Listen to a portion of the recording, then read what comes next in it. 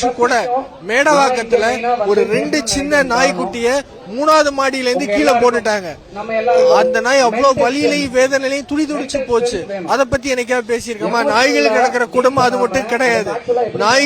நாய்கள் மேல ஆசிட ஊத்துறாங்க, நாய்கள் மேல கொதிக்கிற எண்ணெயை ஊத்துறாங்க, நாய்களை விஷம் வச்சு கொள்றாங்க, நாய்களை அடிச்சு கொள்றாங்க, நாய்களை வண்டியால ஏத்துறாங்க, ஏன் நாய்களை பாலியலா கூட துன்புறுத்துறாங்க.